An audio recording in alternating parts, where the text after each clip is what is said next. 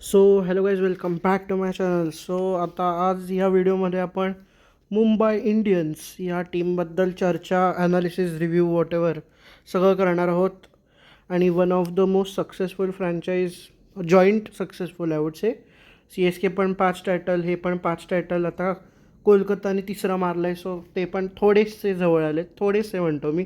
Steel they have to win 2 trophies to just equalise.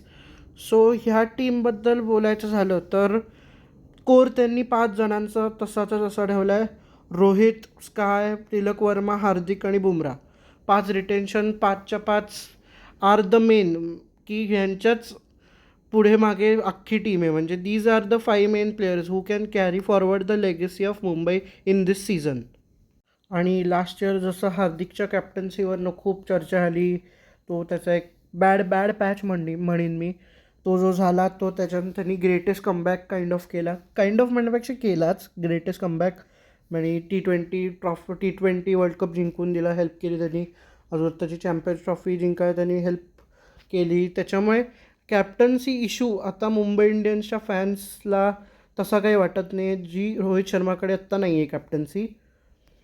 ह्या सीझनमध्ये मुंबईचे fans will be happy to see how Rohit Sharma does in the T20 format after like जूननंतर तो परत T20 खेळणार आहे, तो आणि कोहली.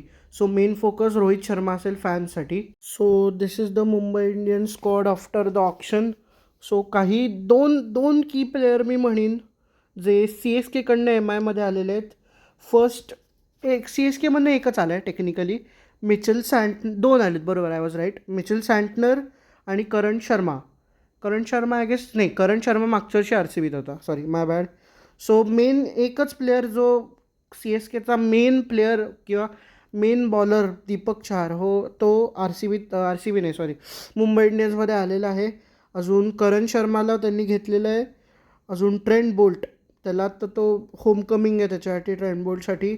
अजून विल जॅक्स हा एक खूप इम्पॉर्टंट प्लेअर, त्या विकत घेतलेला आहे त्यांनी. आणि ज्या लोकांनी ऑप्शन बघितलं असेल, डिटेल ओव्हरऑलच ज्यांनी बघितलं असेल, त्यांनी विल जॅक्सच्या बायच्या वेळेस द सीन जो होता की Akash Ambani just went and had a good word with RCBच्या management and that was a scene.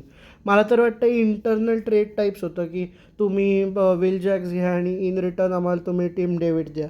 So joke सपाट. आणि ह्याचा हे मागे ठेवू आपण.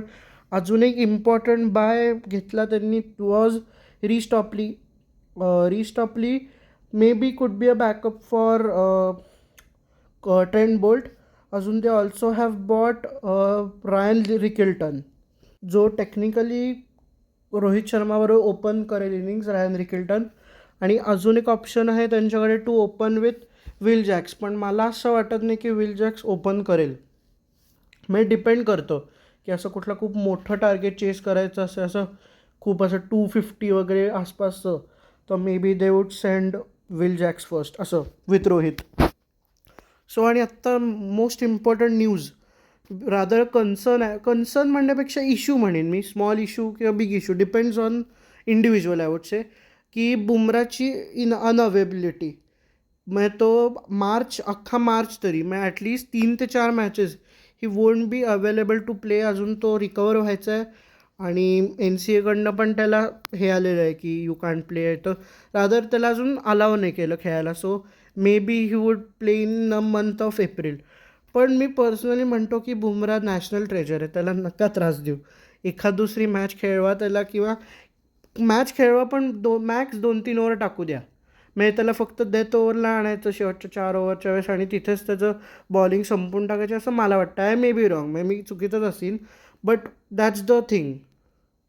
बुमरा मुंबई इंडियन्स आणि इंडियन क्रिकेट टीम या दोघांसाठी इक्वली इम्पॉर्टंट आहे. Rather I would say Indian टीमसाठी जास्त इम्पॉर्टंट आहे की वी नीड बुमरा इन हे एनी सॉर्ट्स. आणि ही शुड बी फिट, कारण we have a big series of 5 test जी इंग्लंडमध्ये होणार यावर्षी जूनमध्ये. सो त्याच्यासाठी we need Bumrah to be fit.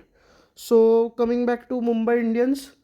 So अजून इश्यूज म्हणजे आय वुड से बॅटिंगमध्ये तरी काही इश्यू येणार नाही. पण मेन इशू हाच की बुमराच्या ॲब्सेंट जेव्हा तो ॲब्सेंट असेल, ही वोंट प्ले ॲब्सेन्सीमध्ये मुंबईची bowling how would it shape, की फिक्स आहे की ट्रेंट बोल्ट खेळणार, दीपक चहार खेळणार. पण असं ट्रेंट बोल्ट युजली ओपनिंग करतो बॉलिंगमध्ये, मग पहिल्या त्याच्या 2-3 ओव्हर पॉवर प्लेमध्येच संपत होतो. सो बॅक एंडला कोण असेल, किंवा in the middle overs as well, म्हणजे 11 ते 8 ते 16 किंवा 8 ते 15 वॉटेवर ज्या मिडल ओव्हर्स असतात त्यात. कारण दीपक चहार पण न्यू बॉलवाला बॉलर आहे. तो डेथमध्ये फारसं ॲटलिस्ट CSKमध्ये तरी त्याला डेथ बॉलर म्हणून त्यांनी ट्रीट केलं नाही किंवा ग्रूम केलं नाही आउटसे. कारण त्यांच्याकडे पथिराणा होता and all that stuff. They had good death bowling त्यावेळेस जेव्हा त्यांनी he used to play. So main मग कन्सर्न इज डेथ बॉलिंग.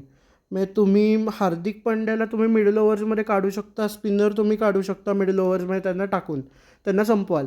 पण what about the death overs? Maybe extra impact प्लेअरमध्ये बॉलर आणून रिस्टॉपलीला फिनिश करायला लावायचे in death overs. That could be the हे थिंग. मे बी रिस्टॉपलीला आणू शकतात ते डेथ ओव्हर्ससाठी. इवन दे हॅव तो लिझर्ड विलियम्स म्हणून आहे, तो पण मे बी डेथ ओव्हरसाठी ते यूज करू शकतात असेल. तेवढं काही थॉट प्रोसेस अजून अशी हे आली नाही माझ्या डोक्यात. सो ही आता तुमच्यासमोर ही प्रॉबेबल 11 आहे. So Rohit Sharma, Ryan Rickelton, Suryakumar Yadav, Tilak Varma, Will Jacks, Naman धीरनी खूप एक्सेप्शनल फिनिशिंग केलेली मागच्या सीझनमध्ये. Then Hardik Pandya, Mitchell Santner, Deepak Chahar, Trent Boult आणि करण शर्मा. आणि इम्पॅक्ट प्लेअरमध्ये अर्जुन तेंडुलकर, रॉबिन मिन्स, रिस्टोपली आणि अंगद बाबा, म्हणजे राज अंगद बाबा. हे 4 ऑप्शन आहेत. मे बी रिस्टोपलीलाच ते वापरतील इन प्लेस ऑफ रायन रिकेल्टन किंवा कोणतरी. पण अजून एक कन्सर्न असा मला डोक्यात आला की जेव्हा हे असं स्पिनिंग ट्रॅक्सवर खेळतील, म्हणजे त्यांच्या फर्स्ट गेमलाच I would say when they have to face Chennai on the 23rd, त्यावेळेस मे बी त्यांचा स्पिन अटॅक लॅक करेल. No doubt Santner world class bowler आहे ॲज ऑफ नाव. म्हणजे they can just go for him की 4 over तू टाक. करण शर्मा पण economic आहे, fine आहे. पण कधी कधी करण शर्माला पण धुतात, कारण करण शर्माचं डेजवर आहे. म्हणजे एखाद दिवशी तो एक्सेप्शनल बॉलिंग करतो, एका दिवशी त्याला खूप धुतात. मग असं कन्सिस्टंट नाही आहे. म्हणजे लाईक खूप कन्सिस्टंट नाही तो. मग असं विकेट्स असे आहे, म्हणजे जसा युझी होता मागच्या सीझनमध्ये, की प्रत्येक मॅचमध्ये ॲटलिस्ट 2-3 विकेट तरी घ्यायचा तो. So that type of. मग असे ओव्हर्स काढायला म्हणून दीज 2 आर गुड.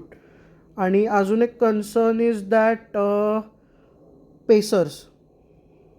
आणि हा पेसर्सचा इशू पण ॲक्च्युली बुमरा जोपर्यंत नाही आहे तोपर्यंतच आहे. बुमरा आला की काय they will just बुमराला may be ते इम्पॅक्ट प्लेअर म्हणून ठेवू शकतात. May could be not sure. पण मेन जे काय आहे ना मुंबईचं, हे 5 लोकांवर आहे. स्काय, रोहित, तिलक वर्मा, हार्दिक आणि बुमरा. हे 5 जण चालले तर Mumbai can easily go for the cup this year. म्हणजे they can win the trophy as well. So Mumbai sure shot जाऊ शकते प्लेऑफला, असं मला फार वाटतं आहे. कारण सगळे डिपार्टमेंट्स, बॅटिंगला तर काहीच इश्यू नाही आहे. बॉलिंगला पेसमध्ये बोल्ट आणि दीपक चहार रेअर कॉम्बिनेशन, खूप आयडिया भारी होती ही to bring these guys together. आणि overall Mumbai is pretty good to just win the cup for the 6th time. आणि रोहित शर्माची batting will be also good thing, की काय मारतोय, कसा मारतोय and all that stuff. So I would rate this team 9/10. नाही man, no doubt 9/10 is what they deserve. मी कोणीच नाही त्यांना रिव्ह्यू करणारा I would say. But still Mumbai आहे. They can just bring the cup home. So guys, तुम्हाला hope हा video आवडला असेल. व्हिडिओ लाईक करा, शेअर करा, नवीन असेल चॅनल सबस्क्राईब करा. भेटूया पुढच्या व्हिडिओमध्ये. कॉमेंट सेक्शन ओपन आहे, तुम्ही टाका रिव्ह्यू, तुम्हाला काय वाटतं आहे. भेटूया पुढच्या व्हिडिओमध्ये. बाय.